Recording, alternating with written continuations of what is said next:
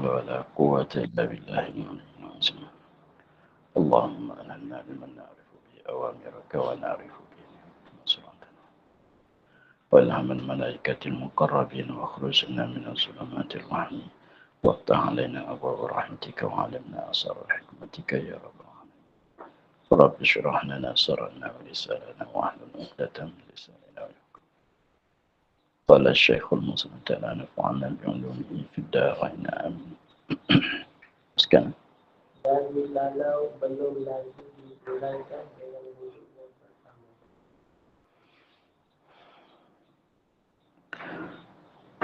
Dan jikalau belum lagi ditunaikan dengan wudhu yang pertama, makruh tajdid wudhunya.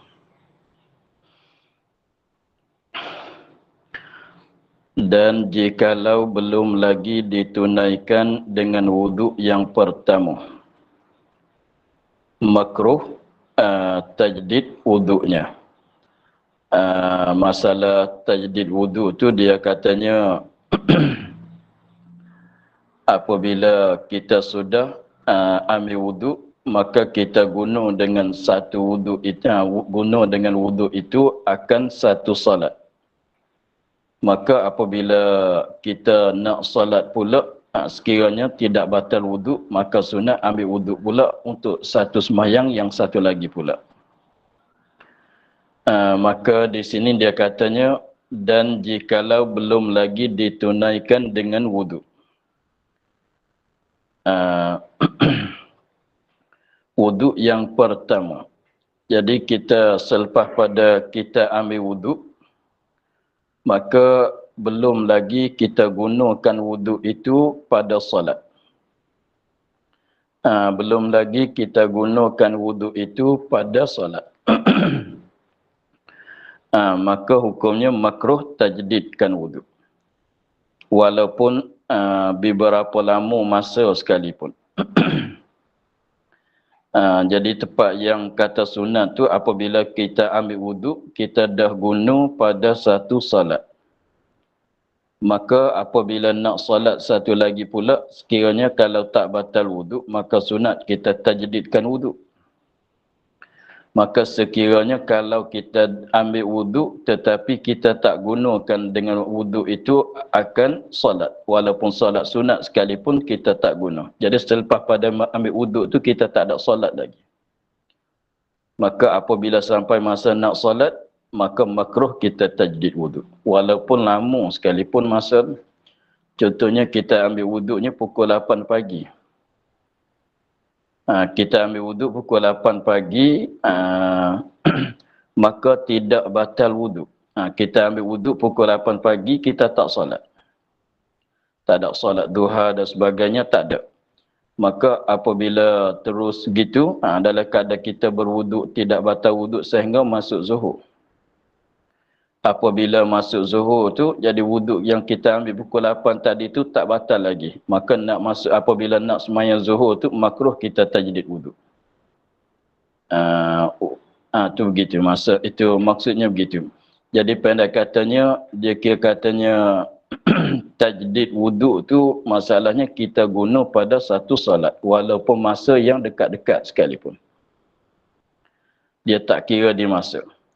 Batusan itu kalau sekiranya kalau kita ambil wuduk pukul 8, tidak guna pada mana-mana solat sekalipun, maka apabila tidak batal wuduk sampai zuhur, kita nak solat zuhur atau nak solat qabliyah zuhur tu, maka makruh kita ambil wuduk. Jangan faham katanya dah lama baru kan, bukan kira di masa. Ya kira katanya tajdid tu maknanya diguna pada satu solat. Apabila guna pada satu solat, nak solat satu lagi pula, kalau tak batal wuduk, sunat ambil wuduk. Kalau sudah ambil wuduk, belum guna pada solat mana-mana sunat ke fardu, maka walaupun berapa lama sekalipun, makruh kita tajdidkan wuduk. Sebab masuk dalam bagai membazirkan pula.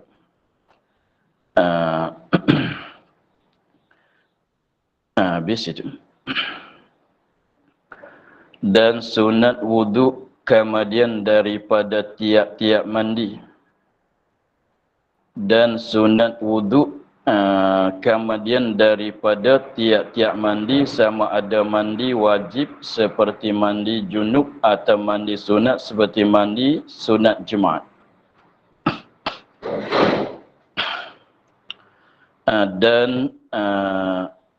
Dan sunat wudu. Ini sunat kita mengambil wudu.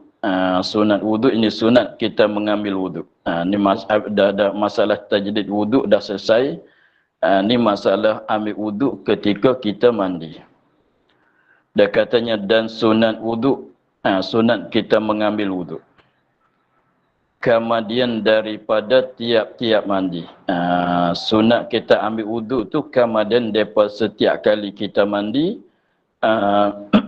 mandi, tapi mandi di sininya ialah mandi wajib atau mandi sunat. Itu seperti kata depan.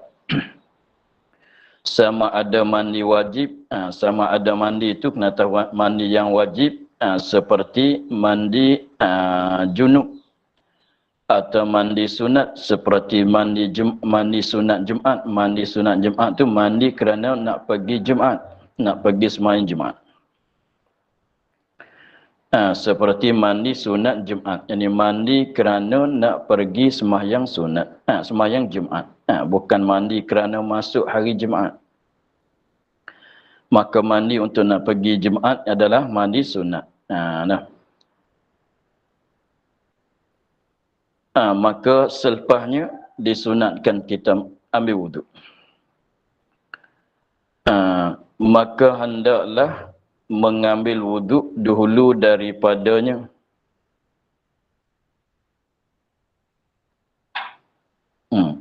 Maka hendaklah mengambil wuduk dahulu daripadanya akan sebagai wuduk yang sempurna.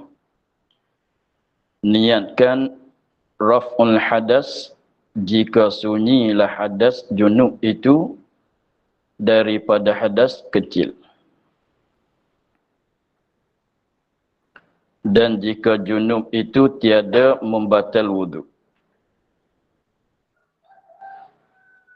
Diniatkan nawaitu al-wudu'a sunnatal ghusli.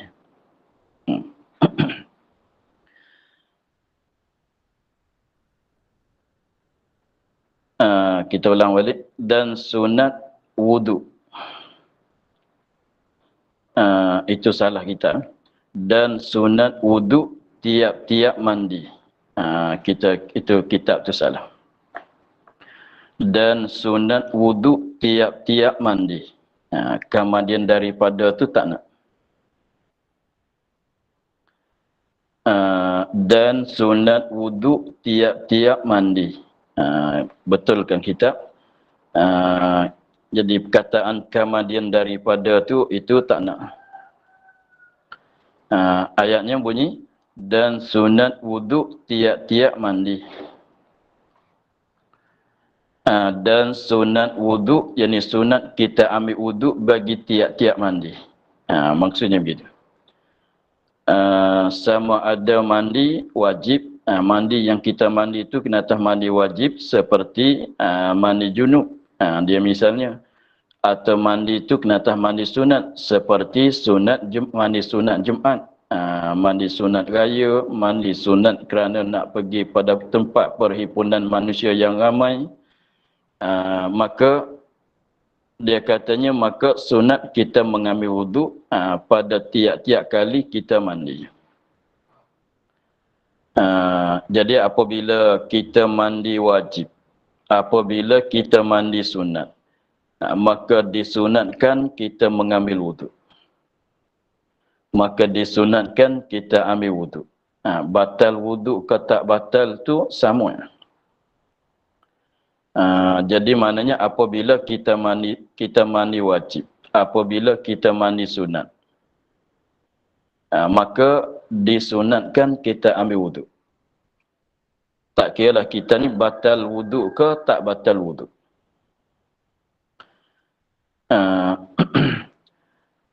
Semata-mata diwajib disunatkan kita ambil wuduk. Dia begini. Dia mandi ada sebab dia, wuduk ada sebab dia. Kita kena faham di situ dulu. Jadi sebab-sebab yang membatalkan wuduk, sebab-sebab yang disuruhkan wuduk, sebab-sebab yang disuruhkan kita mandi. Jadi masalahnya kalau wuduk, kenapa kita kena ambil wuduk? Kita cuba asingkan dulu. Kenapa kita ambil wuduk? Sebab berhadas kecil. Kenapa kita mandi wajib? Sebab berhadas besar. Begitu. Di situ perlu kita kenal mana yang hadas kecil, mana yang hadas besar. Maka dia boleh jadi beripun, dia boleh jadi berasing. Setengah orang tu tak batal wuduk, tapi wajib di atas. Setengah orang tu tak batal wuduk, tapi wajib di atas dia tu mandi. Setengah orang tu batal wuduk lagi, kena batal wuduk lagi, wajib kena mandi lagi. Kedua-dua itu yang ghalib. Ghalibnya apa dia? Wajib di atas dia mandi, lagi pulanya batal wuduk. Seperti dia jimuk isteri, memanglah jimuk isteri sentuh perempuan. Batal wuduk lagi, wajib kena mandi lagi. Tetapi kalau dia tidur dalam keadaan duduk yang menetap, kemudian dia bermimpi keluar air mandinya, maka di situ wuduk tidak batal. Wuduk tidak batal. Dia ada wuduk, dia tidur dalam duduk. Kemudian bermimpi dalam duduk itulah, maka wajib dia kena mandi. Tapi wuduk dia tidak batal. Jadi dalam mana-mana sekalipun apabila dia mandi, tak kiralah mandi wajib atau mandi sunat, maka sunat bagi dia tu mengambil wuduk. Sunat bagi dia tu mengambil wuduk walaupun dia tak batal wuduk sekalipun. Sunat. Kalau dia batal wuduk pun sunat juga. Sebab apa? Sebab kalau mandi dia hadas besar, menyuci, mengangkat hadas besar. Apabila kita mengangkatkan hadas besar, maka hadas kecil termasuk dalam tu. Kita mengangkat hadas besar, pada maknanya hadas kecil tertarik masuk dalam tu dah. Sebab tu mandi pada ambil wuduk pada ketika mandi itu adalah sunat. Tengok. Tu mana katanya, dan sunat wuduk tiap-tiap mandi, sama ada mandi itu mandi wajib seperti mandi junub, mandi daripada haid, mandi daripada nifas,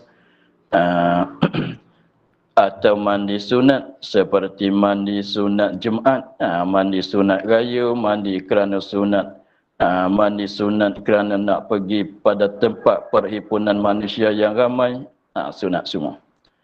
Maka dia katanya cara yang sepenuhnya sunat kita mengambil wuduk ketika kita mandi. Dia katanya maka hendaklah mengambil wuduk dahulu daripada mandi. Akan sebagai wuduk yang sempurna. Jadi apabila kita nak mandi sunat atau nak mandi wajib ni, sebab kata sunat kita mengambil wuduk, maka masa kita nak ambil wuduk tu bila? Belum mandi ke, selepas pada mandi ke, tengah-tengah kita mandi. Jadi katanya sunat kita mengambil wuduk pada tiap-tiap kali kita mandi, tak kira mandi itu wajib, tak kira mandi itu mandi sunat. Lepas tu kita ambil wuduk tu tak kira kita batal wuduk ke, kita tidak batal wuduk. Tapi sunat kita mandi. Tapi wajib kita mandi. Maka kita kita disunatkan kita mengambil wuduk. Maka masa kita nak ambil wuduknya, dia kata maka hendaklah mengambil wuduk dahulu daripadanya. Ini kaifiat yang sempurna. Kaifiat yang sepenuhnya, yang paling afdalnya kita mengambil wuduk sebelum daripadanya. Kena jaga itu. Maka hendaklah mengambil wuduk dahulu daripadanya. Ini yang afdal. Kata mengambil wuduk dahulu daripadanya itu afdal. Ambil yang aula, ambil yang afdal. Maka hendaklah mengambil wuduk dahulu daripadanya akan sebagai wuduk yang sempurna. Maksud sebagai wuduk yang sepenuh tu maknanya kita basuh muka sapu, basuh tangan sapu kepala, basuh kaki lah. Wuduk yang sepenuh maknanya sudah. Mulai pada awal sampai ke sudah. Itu maknanya itu wuduk yang sepenuh. Ulang balik, maka hendak mengambil wuduk. Jadi tentang kata mengambil wuduk itu, kerana mandi itu adalah sunat. Untuk nak hasil pahala sunat. Tapi dia kata dahulu daripada mandi. Jadi ambil wuduk belum pada mandi itu yang aulah. Kemudian kita ambil wuduk itu sebagai wuduk yang sempurna. Wuduk yang sepenuh maksudnya kita ambil wuduk bagi sepenuh wuduk, barulah kita mulai mandi. Jadi maknanya wuduk yang sepenuh tu maknanya basuh semualah anggota wuduk tu, basuh muka, basuh tangan, sapu kepala, basuh kaki. Tu maknanya dah sepenuh wuduk. Kemudian sunat-sunat wuduk lagi lah. Tapi sunat tu maka selepas pada basuh kaki barulah kita mulai mandi. Tetapi ini nak cakap masalah sunat ni. Tetapi kalau dia contohnya dia basuh muka, belum pada dia mandi itu, dia basuh muka, dia basuh tangan, dia sapu kepala, dia ambil wuduk lah. Dia basuh muka, dia basuh tangan, dia sapu kepala. Kemudian kaki dia biarkan dulu, tak basuh lagi. Dia biarkan basuh kaki itu, dia biarkan gitu. Maka dia mandi. Jadi mana dia mandi itu belum pada sepenuh wuduk. Maka itu kurang hasil sunat wuduk juga, tetapi tidak aulah. Tidak aulah. Maka dia tinggal basuh kaki. Kemudian pada sudah mandi itu dia basuh kaki. Artinya tak basuh pun tak mengapa. Sebab kaki itu terbasuh dengan sebab kita mandi. Sebab kaki itu terbasuh dengan sebab kita mandi. Dia hukumnya begitu. Tetapi nak bagi afdalnya, nak bagi aulanya, kita ambil wuduk biar sepenuh, barulah kita mulai mandi. Kemudian tapi cara yang dibuatkan oleh Nabi sallallahu alaihi wasallam, caranya begini. Cara kaifiat yang afdalnya apabila kita yang afdalnya apabila kita nak mandi junub ke masalah, maka yang pertamanya kita basuhkan dulu. Basuh pada kemaluan, sekiranya pada kemaluan tu ada najis, ada apa, kita basuh di situ dulu. Basuh di situ dulu supaya nanti apabila kita ambil wuduk tak berajak pada kita sentuh di situ dah. Kita basuh di situ bagi meratakan air. Tapi jangan niat mandi lah. Jangan niat mandi. Kalau niat mandi, kita basuh di kemaluan dia apa semua tu. Kita basuh di situ semata-mata basuh. Jangan niat saja aku mandi junub. Niat di situ. Kalau niat di situ, mana dah mulai mandi. Jadi mana kita mulai dengan mandi, kita tak mulai dengan wuduk. Maka kita basuh saja. Basuh saja di situ. Kemudian pula kita basuhkan, kita meratakan air tempat-tempat yang susah nak sampai air, pada tempat yang batal wuduk kalau kita sentuh. Jadi maknanya kawasan yang sekiranya kalau kita sentuh tu kita batal wuduk, maka kita meratakan air di situ. Tapi jangan niat mandi lagi lah. Kalau niat mandi, maknanya kita dah mulai mandi. Belum pada ambil wuduk. Semuanya kita meratakan air. Meratakan air di situ, kemudian kita mulai ambil wuduk. Ambil wuduk tu maknanya mulai daripada apa dia? Mulai daripada sunat dia lah. Kita basuh dua tapak tangan, kita berkomo, kita basuh muka, wajib. Basuh tangan, sapu kepala, basuh kaki. Selepas pada itulah barulah kita mandi. Apabila kita mandi itu jadi air dah rata pada tempat yang kita setuh belum pada wuduk tadi tu. Jadi pada masa kita mandi itu tak payah kita setuh dah situ. Itu cara dia. Maka jadi maknanya belum pada kita nak mandi sunat, belum pada kita nak mandi junub, saat itu mandi wajib tu kita ambil wuduk dulu. Kita ambil wuduk sebagai wuduk yang sempurna, maknanya basuh kaki jugalah. Maknanya jangan biarkan kaki biar dulu. Kita basuh sampai basuh kaki. Itu jadi sepenuh. Maka cara niat wuduk ketika itunya dia kata niatkan raf'ul hadas. Niatkan raf'ul hadas. Sajaku mengangkat hadas kecil. Begitu. Niat mengangkat hadas. Niat mengangkat hadas jika sunyilah hadasnya, hadas junub. Tak, salah. Niatkan raf'ul hadas jika tiada, tambah tiada. Jika tiada sunyilah hadas junub itu daripada hadas kecil. Nak begitu. Jika tiada sunyilah hadas junub itu daripada hadas kecil.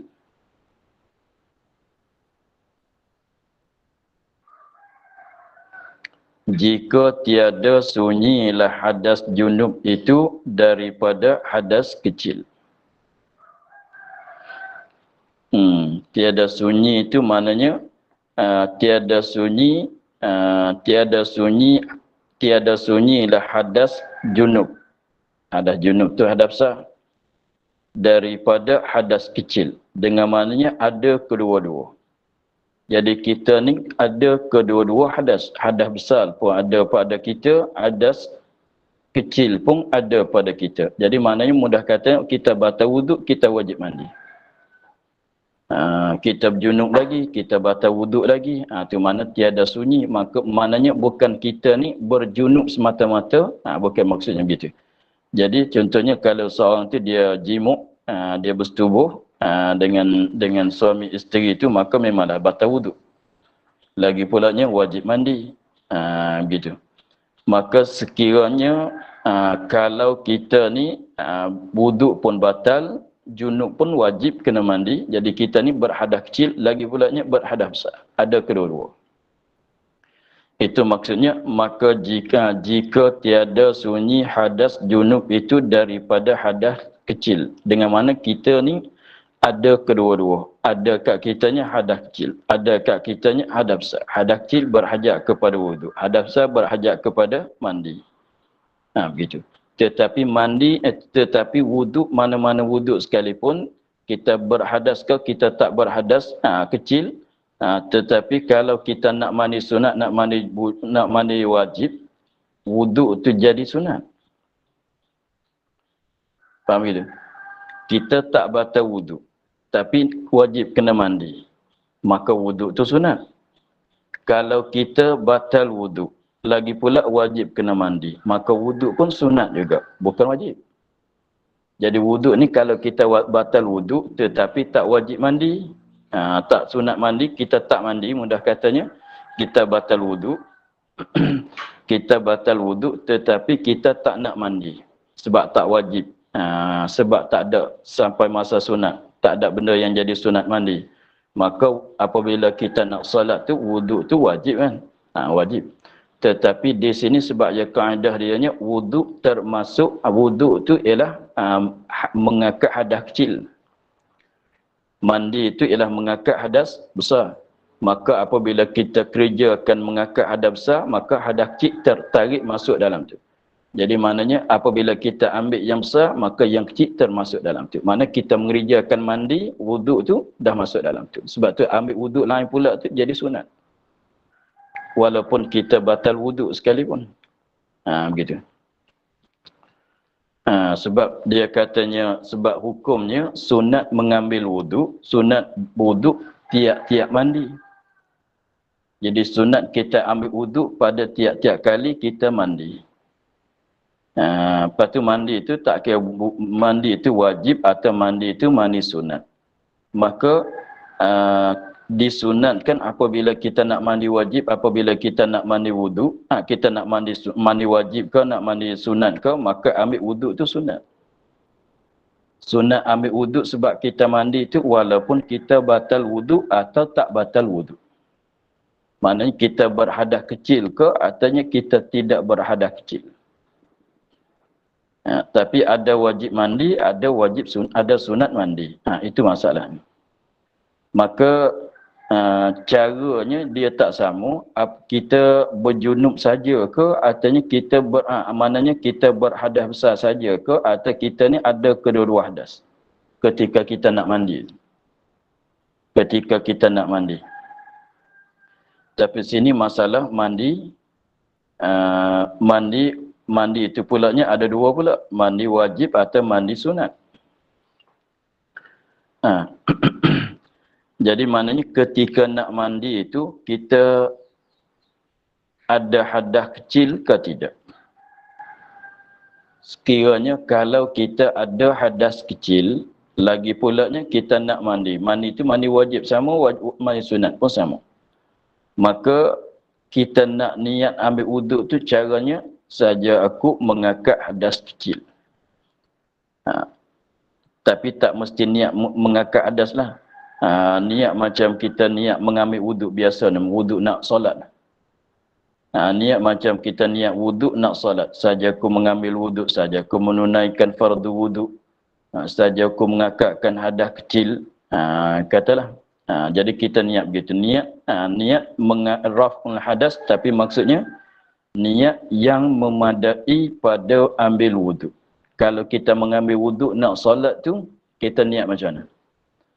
Kita ambil wuduk, kita nak ambil wuduk sebab kita batal wuduk. Kemudian kita ambil wuduk nak solat. Kita niat macam mana? Maka di sini niat macam itulah. Tu mana katanya niatkan raf'ul hadas. Tapi dia tak mesti cara niat ambil wuduk tu seperti lagi akan datang banyak cara. Saja aku mengambil wuduk, saja aku menunaikan fardu wuduk, saja aku ambil wuduk, saja aku mengangkat hadas kecil. Itu banyak. Maka itulah, jadi sekiranya kalau fardunya, kalau kita batal wuduk, kita ambil wuduk nak solat, tak ada nak mandi tu, kita tak ada mandi, kita batal wuduk, kita nak solat, kita ambil wuduk. Ketika kita ambil wuduk tu, kita niat macam mana? Maka di sini, kita niat begitulah. Yang mana setengah daripada cara niatnya, mengangkat hadas. Saja aku mengangkat hadas. Saja, begitu pun boleh. Saja aku mengangkat hadas kecil pun boleh. Saja aku menunaikan fardu wuduk. Begitu. Maka kena niat begitu. Niat sekiranya kalau kita mandi, kita ambil wuduk untuk nak solat sebab batal wuduk tu kita niat macam mana, maka di sini niat begitulah. Sekiranya apa dia? Jika tiada sunyi hadas junub itu daripada hadas kecil. Tiada sunyi itu dengan maknanya ada kedua-dua. Kita ada hadas kecil. Kita ada hadas besar. Hadas besar nak kepada mandi. Hadas kecil nak kepada wuduk. Tapi wuduk dengan sebab kita nak mandi ni, wuduk sunat. Yang katanya apabila berhadas kecil dan kita nak solat jadi wajib seperti kata dulu. Pada bahasan pada dulu dia katanya perkara dan yang mewajibkan dia itu hadas serta berkandak kepada sembahyang pada baris atas sekali pada muka surat 15 ni. Dia kata dan yang mewajibkan dia itu hadas serta berkandak kepada sembahyang. Dan umpamanya dia kata begitu kan. Perkara yang mewajibkan wuduk itu hadas, yakni berhadas kecil. Serta berkandak kepada sembahyang. Itu yang dia cakap dulu pada muka surat 15 baris atas sekalinya. Itu yang dia cakap. Katanya apabila kita berhadas kecil juga kita nak solat, maka di situ wajib kita mengambil wuduk. Tetapi kata wajib mengambil wuduk kalau kita berhadas dan juga kita nak solat tu, itu kalau kita tak mandi. Kena jaga di situ. Kita jaga sikit yang dulunya. Dan pada baris yang pertama muka surat 15, rasanya supaya semua. Dan yang mewajibkan dia akan wuduk itu hadas, yakni hadas kecil, serta berkandak kepada berdiri serta berkandak berdiri kepada sembahyang. Kita berhadas kecil, kita nak solat, di situlah wajib ambil wuduk. Tapi kata ambil wuduk wajib kalau kita berhadas kecil dan kita nak sembahyang tu kalau kita tak berajak kepada mandi. Tu kayak gitu. Jadi maknanya kalau kita berhadas kecil dan kita nak solat dan juga di atas kitanya berjunub, maka wuduk tu jadi sunat. Wuduk tu jadi sunat. Sebab apa? Sebab wuduk ni mengangkat hadas kecil. Mandi ialah mengangkat yang besar. Maka apabila kita kerjakan yang besar, maka yang kecil itu termasuk dalam yang besar. Jadi begitu.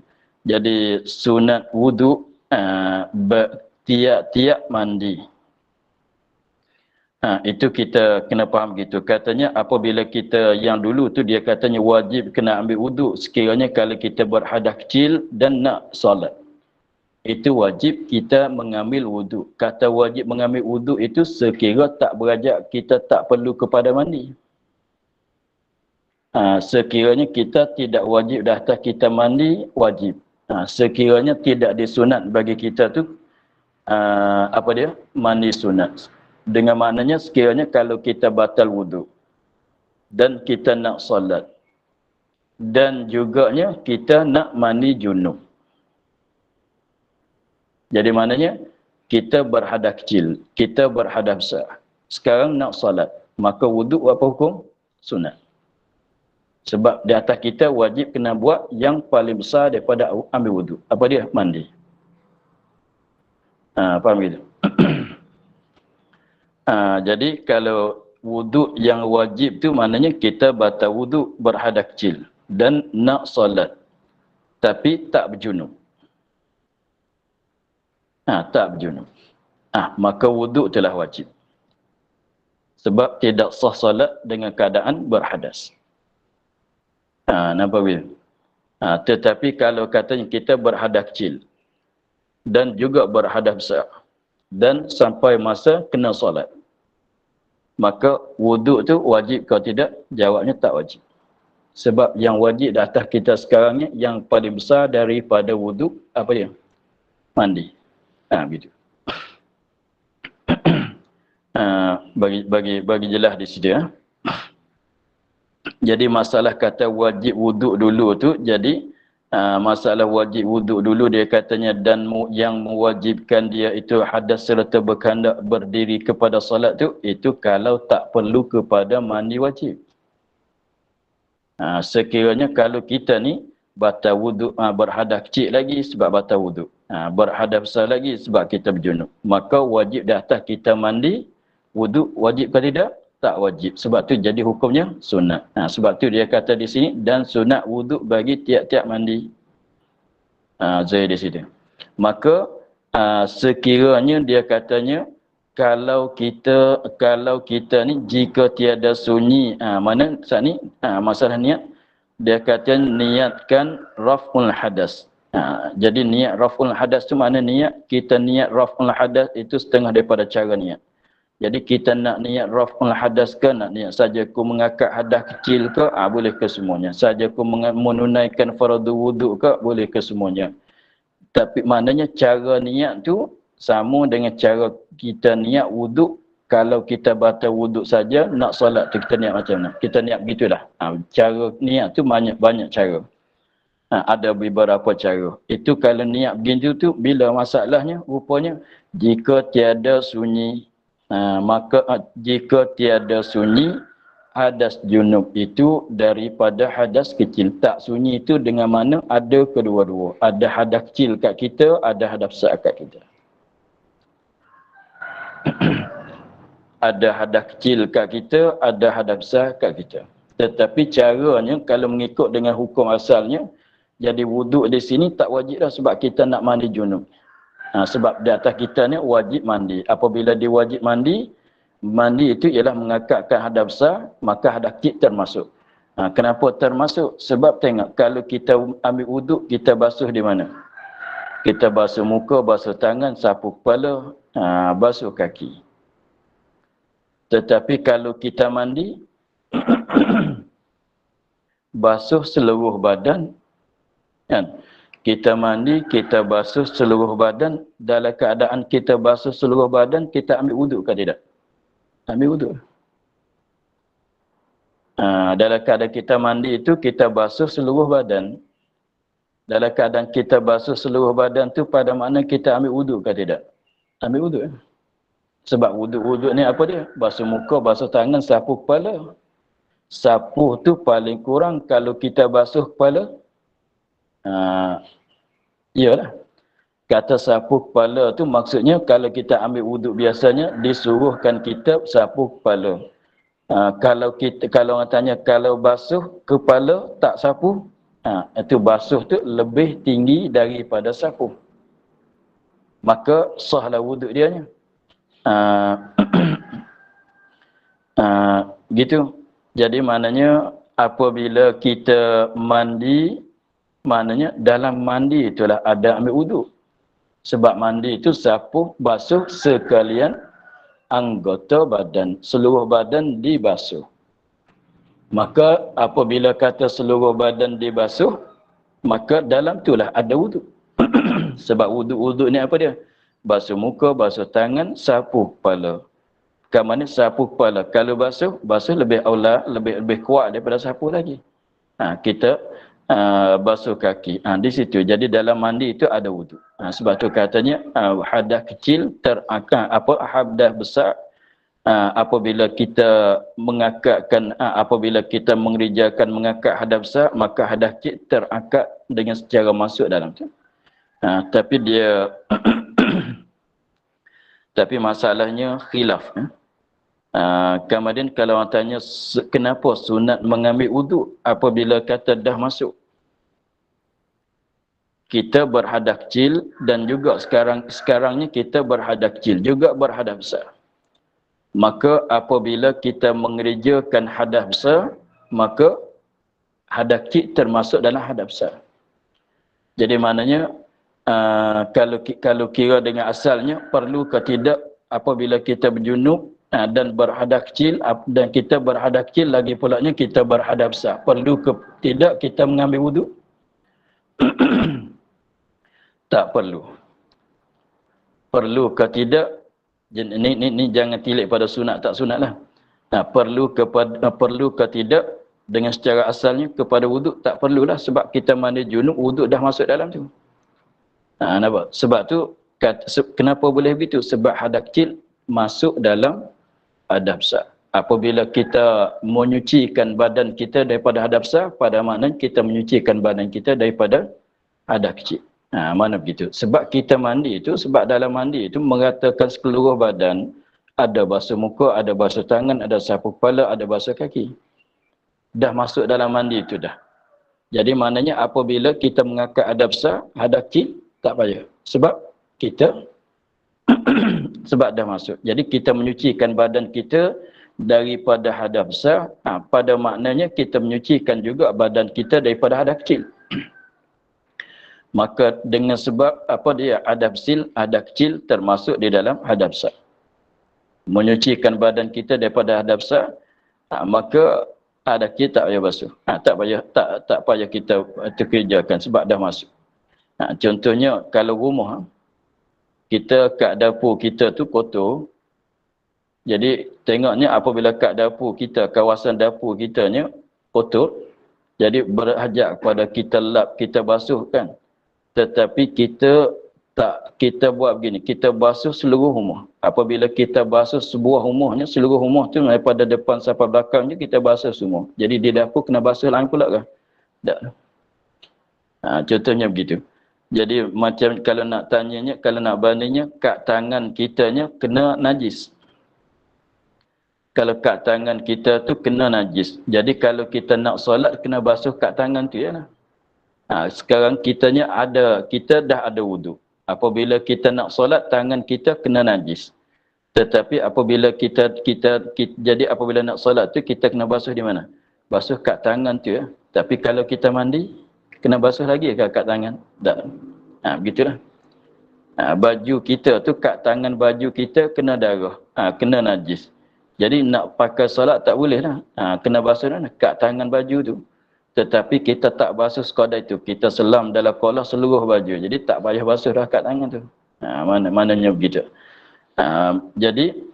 Jadi maksudnya apabila wajib di atas kita apabila ada kat badan kitanya dua hadas kecil dan besar, maka kaedahnya hadas kecil masuk di dalam hadas besar. Maka apabila kita mengerjakan mengangkat hadas besar, maka hadas kecil termasuk dalam tu. Nampak begitu? Jadi maknanya kalau kita tilik di sini, maka tak disuruhkan kita ambil wuduk. Mana tak diwajibkan kita ambil wuduk. Tak diwajibkan kita mengambil wuduk. Tetapi hukumnya sunat. Walaupun kita mandi junub, dalam keadaan kita mandi junub itulah kita mengangkat hadas kecil. Dalam keadaan begitu disunatkan kita mengambil wuduk sebab nak mengeluarkan daripada khilaf. Sebab nak keluarkan daripada khilaf mereka yang kata tidak masuk. Gini. Jadi masalah hadas kecil masuk dalam hadas besar ke tidak, itu ada khilaf. Itu ada khilaf di antara ulama. Maka yang masyhur dalam mazhab kita ni apa dia? Masuk. Masuk dengan maknanya apabila kita basuh badan kita daripada hadas besar, maka pada maknanya kita menyucikan daripada hadas kecil juga. Jadi kita mandi itu dalam mandi itulah kita ambil wuduk. Itu kaul yang mengatakan masuk wuduk di dalam mandi. Faham gitu? Termasuk hadas kecil di dalam hadas besar. Maknanya kita buangkan yang besar, yang kecil dah habis. Dah masuk dalam. Tapi ada juga, maka kaul yang mengatakan termasuk begitulah ialah kaul yang asah dalam mazhab kita, kaul yang sahih dalam mazhab kita. Tetapi ada juga setengah ulama dia kata tak masuk. Kalau kita berhadas kecil, kita kena ambil wuduk. Kalau kita berjunub, kita kena mandi. Jadi, yang kalau berjunub, kena mandi. Kalau berhadas kecil, kena ambil wuduk. Tak boleh capur pergi mari. Kita berhadas kecil, kita kena ambil wuduk wajib kalau kita nak salat. Kita berhadas besar, kita kena mandi. Kalau tak mandi, jadi tak terakad. Maka dengan sebab ada dua kaul, ada khilafnya begitu. Khilaf setengah katanya masuk, setengah kata tak masuk. Maka kaedah kitanya, sunat kita meraihkan khilaf. Sunat kita meraihkan khilaf. Meraihkan khilaf mana? Kita meraihkan khilaf sekiranya rupanya ada setengah kata sunat, ada setengah kata wajib. Maka macam masalahnya di sini, setengah kata masuk, setengah kata tak masuk. Maka yang mana terlebih beringat? Yang mana daripada dua kaul terlebih ihtiyat? Yang kata masuk ke, yang kata tak masuk? Di situ. Yang paling beringatnya, kita kalau paling ihtiyatnya, yang mana? Yang kata tak masuk. Faham kita? Jadi mana yang kata tak masuk tu maknanya kalau kau berhadas kecil, kau mesti ambil wuduk kalau nak salat. Kalau kau berhadas besar, kau kena mandi. Jangan campur dua tu. Tidak kena mengena. Tidak kena mengena. Dengan mana gitu. Itu kau ini kalau kita tak mengikut dia tu maknanya kalau kita berhadas kecil, kalau kita berhadas besar juga, kemudian kita mandi tak ambil wuduk. Maka sembahyang kita tidak sah sebab kita tidak mengerjakan perkara yang mengangkatkan hadas kecil. Nampak begitu? Sebab kita tidak mengerjakan perkara yang mengangkat hadas kecil, itu masalah kaum yang mengatakan tak masuk. Kalau tak masuk tu dengan mana kalau kita mandi saja tak ambil wuduk, maknanya tak sah lagi sembahyang. Sebab apa? Sebab badan kita hadas besar dah akad sebab kita mandi. Tetapi kat badan kita masih ada hadas kecil sebab kita tak ambil wuduk. Itu kalau kaul yang mengatakan tak masuk.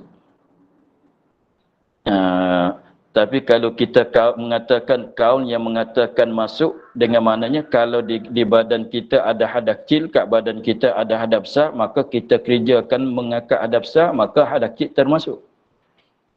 Jadi maknanya kalau kita ada hadas kecil, kita ada hadas besar kat badan kita, kita nak salat, maka kita mandi ya. Tak ambil wuduk, maka sah sembahyang kita. Sebab walaupun kita menyucikan badan kita daripada hadas besar, tapi dalam hadas besar itulah termasuk dalam hadas kecil. Mana kita mandi itulah dalam mandi itu ada wuduk. Jadi maknanya tilik kepada, tapi yang asah dalam mazhab kitanya masuk. Kenapa begitu? Tetapi ada kaum yang lain katanya tak termasuk.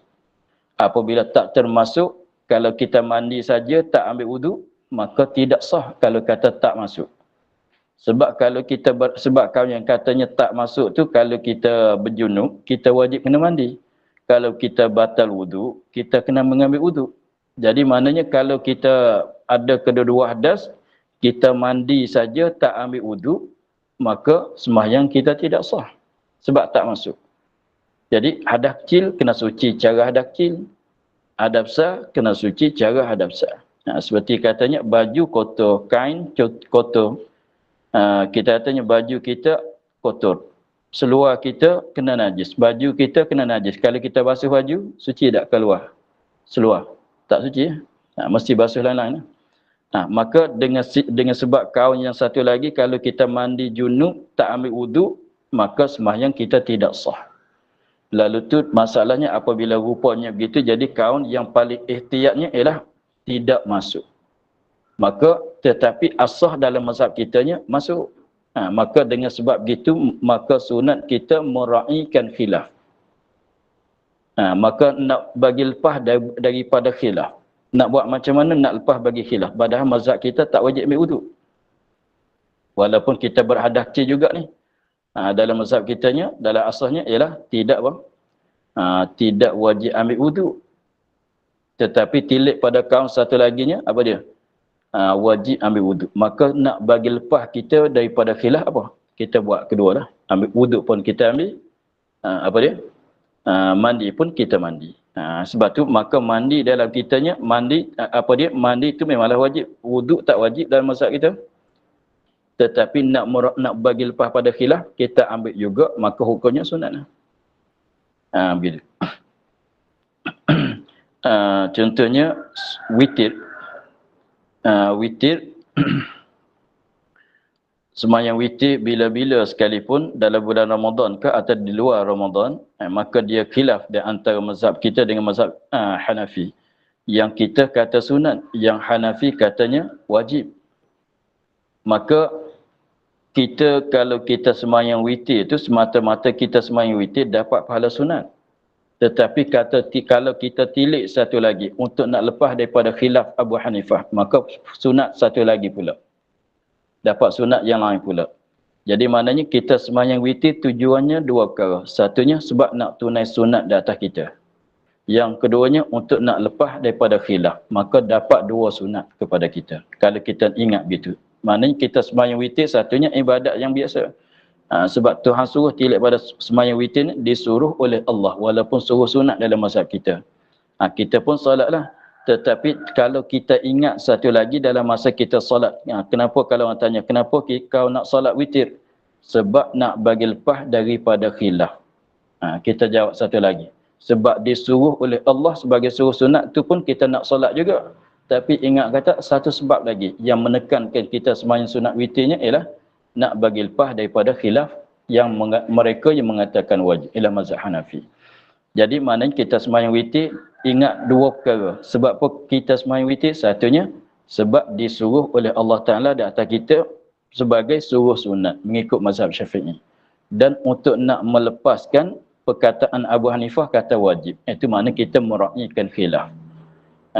Untuk nak bagi lepas daripada khilaf. Maknanya kalau kita semalam tu kalau kita kalau kita tak sembahyang witir, maknanya haram, berdosa kalau mengikut mazhab Hanafi. Berdosa kalau mengikut mazhab Hanafi. Kalau mengikut Imam Syafi'i, khilaful aula, tak sembahyang witir semalam. Tapi kalau semalam kita sembahyang witir, maknanya siapa nak kata kita berdosa? Mazhab Syafi'i dia tak kata semata dah sebab dia kata sunat. Kalau kita sembahyang witir semalam, maknanya Abu Hanifah nak kata kita berdosa ke tidak? Dia tak kata dah. Itu maknanya apabila kita sembahyang witir untuk nak keluarkan pada khilaf lepas. Tak ada siapa yang katanya kau berdosa semalam, kau tak sembahyang witir. Tak ada siapa yang kata begitu. Tapi kalau kita tak sembahyang witir semalam, Jadi Imam Syafi'i, kalau tanya Imam Syafi'i, berdosa ke tidak saya tak sembahyang witir semalam? Imam Syafi'i kata, kau tak berdosa. Tapi kalau kita pergi tanya Abu Hanifah, berdosa ke tidak saya tak sembahyang witir semalam? Dia jawab, tak, kau berdosa. Begitulah. Jadi kata orang ni kata tak berdosa, orang tu kata berdosa. Tapi kalau kita solat, siapa-siapa pun kata kau tak berdosa sebab tak sembahyang witir. Itu maknanya al-khuruju minal khilafi mustahabun. Maka di sini pun demikianlah. Jadi maknanya kita jadi dalam mazhab kitanya, apabila kita kat badan kita tu ada hadas kecil dan hadas besar, maka hadas kecil masuk di dalam hadas besar. Sebab kita mandi dalam mandi, itulah basuh muka, basuh tangan, sapu kepala, basuh kaki. Begitu. Jadi maknanya apabila diwajib di atas kita akan dua perkara. Mandi pun wajib, hadas besar pun mesti disucikan, hadas kecil pun mesti disucikan. Apabila kita kerjakan yang besar, maka yang kecil dah termasuk. Apabila dah termasuk, tak berajaklah kita kepada wuduk. Kalau mengikut asal wajib tu tak ada wajib dah kan. Tetapi jadi sunat lagi untuk nak lepas daripada khilaf mereka yang kata tak masuk. Begitu. Sebab itulah apabila ada kat badan kita dua-dua hadas, kecil pun ada, besar pun ada, maka cara niatnya macam mana? Itu mana katanya niatkan raf'ul hadas. Niatkan raf'ul hadas. Niat mengangkat hadas dengan maknanya kita niat macam mana yang memadai. Kalau kita tidak berhajat kepada mandi wajib, kita nak ambil wuduk untuk nak solat. Kita batal wuduk, kita ambil wuduk dan kita nak solat, kita niat macam mana untuk nak memadai pada niat. Maka sini guna cara niat begitulah. Yang mana lagi akan datang tu dia ada cara, yang ada sebutlah cara niat tu. Pada muka 16 lagi akan datang dia ada sebut cara kita niat. Begitu. Maka untuk hari ini kita kita akhir di situ. Tapi esok kita sambung pada hari ini InsyaAllah hari Rabu kita sambung pada niatkan raful hadas jika tiada sunyilah hadas junub itu daripada hadas kecil. Kita ulang balik seperti lalu. Wallahu a'lam. Alhamdulillah. Bismillahirrahmanirrahim. Alhamdulillahirrahmanirrahim. Wassalatu wassalamu ala ashrafil anbiya'i wal mursalin wa ala alihi wa sahbihi ajma'in. Allahumma aftah lana futuhal arifin wa nur qulubana min nurikal karim waj'al amalana khalisatan liwajhikal karim. Allahumma inna nasta'unuka ma qara'nahu wa ma hafadnahu wa ma sami'nahu. Faradna alaina waqta ihtiyajina. Subhana rabbika rabbil izzati amma yasifun wa salamun alal mursalin walhamdulillahi rabbil alamin. Bang, nak tanya bang.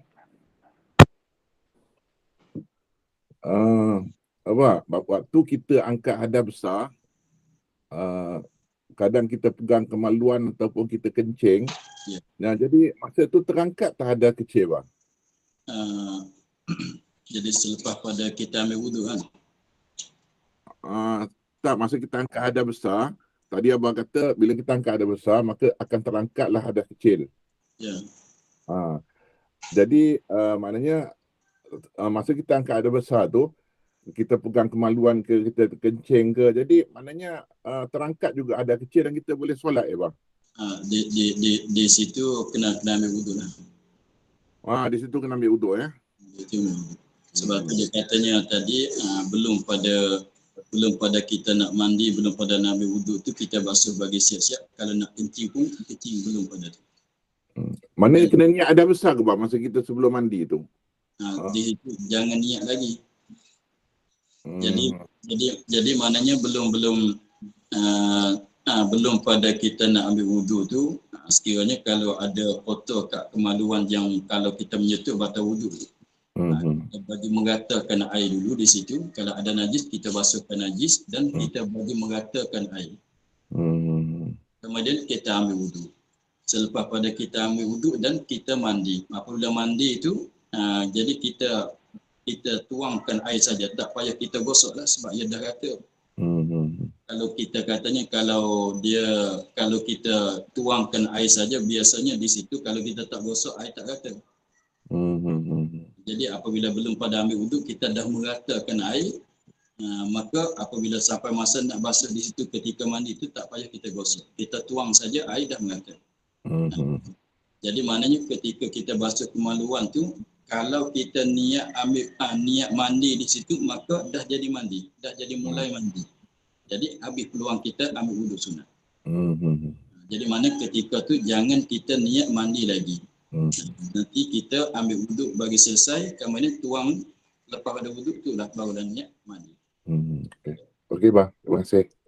Sekiranya kalau tengah-tengah, sebab tu disuruh kita basuh belum pada ambil wuduk tu, sekiranya kalau kita tak basuh di situ, kalau kita jiru tak merata, berhajat pada kita gosok.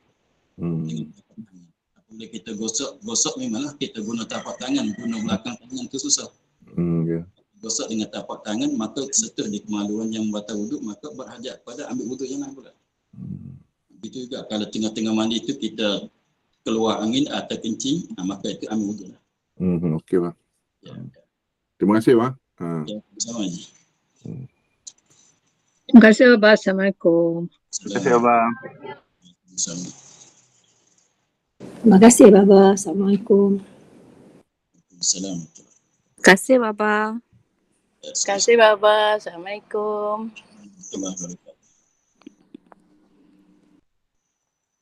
Assalamualaikum warahmatullahi wabarakatuh.